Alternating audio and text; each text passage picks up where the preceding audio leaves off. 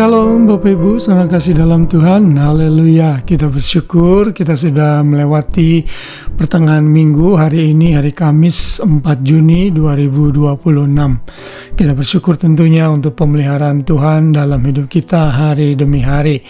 Dan di sepanjang bulan Juni ini kita masih terus belajar mengenai berdiri teguh.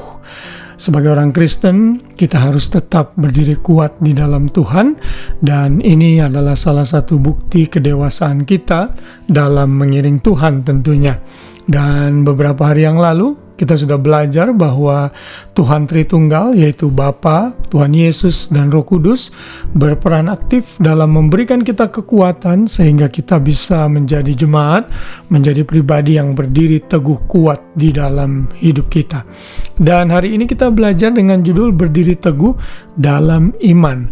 Kita akan membaca ayatnya dalam 1 Korintus 16 ayat 13. Di sana dikatakan, berjaga-jagalah, berdirilah dengan teguh dalam iman, bersikaplah sebagai laki-laki, dan tetap kuat. Saudara, Paulus dalam surat penutupnya kepada Jemaat Korintus dalam surat yang pertama ini memberikan nasihat kepada mereka agar mereka tetap berjaga-jaga dan berdiri teguh dalam iman mereka. Paulus sadar jemaat Korintus adalah jemaat yang penuh dengan problem dan mereka menjadi jemaat yang belum dewasa. Ada banyak kritik dan koreksi yang Paulus mesti berikan kepada mereka dalam suratnya ini. Karena itulah Paulus menasihatkan mereka agar mereka tetap teguh berdiri dalam iman. Iman ini tentunya sangat penting sekali agar mereka tetap kuat di dalam iman percaya yang mereka sudah miliki. Dan saat mereka berdiri teguh dalam iman, mereka diumpamakan atau dianalogikan seperti seorang laki-laki yang kuat. Saudara, ini maksudnya laki-laki secara fisik memang diciptakan Tuhan lebih kuat daripada wanita, dan laki-laki seringkali dilambangkan sebagai lambang kekuatan. Karena itulah Paulus menyatakan berdirilah seperti laki-laki yang kuat, yang gagah, yang tegap dalam menghadapi segala masalah. Jangan mudah cengeng dan putus asa. Itulah yang Paulus berikan. Jadi berdiri teguh dalam iman ini sangat penting sekali.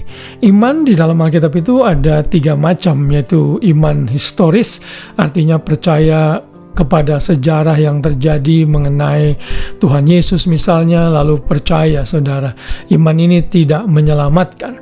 Lalu yang kedua adalah saving faith atau iman yang menyelamatkan. Dan iman yang menyelamatkan ini adalah iman yang percaya kepada karya Tuhan Yesus yang sudah mati di kayu salib bagi manusia berdosa. Dan saya percaya Paulus mengacu kepada iman yang saving faith ini, yaitu iman yang menyelamatkan. Lalu nanti ada lagi yang ketiga, yaitu practical faith, artinya iman yang kita bisa gunakan untuk kehidupan kita sehari-hari. Misalnya saat kita sakit, kita berdoa, kita percaya Tuhan sembuhkan dan menolong. Nah, itu tergantung juga dari saving faith, karena tanpa iman kepada karya keselamatan Kristus, maka kita tidak mungkin bisa memiliki iman yang bersifat praktikal dalam keseharian kita. Jadi iman kepada Injil, iman kepada Kristus yang sudah menyelamatkan kita, harus kita tetap pertahankan kuat dengan teguh, tanpa goyah, dan sehingga kita tidak mudah diombang-ambingkan dengan ajaran-ajaran yang tidak berkenan di hadapan Tuhan.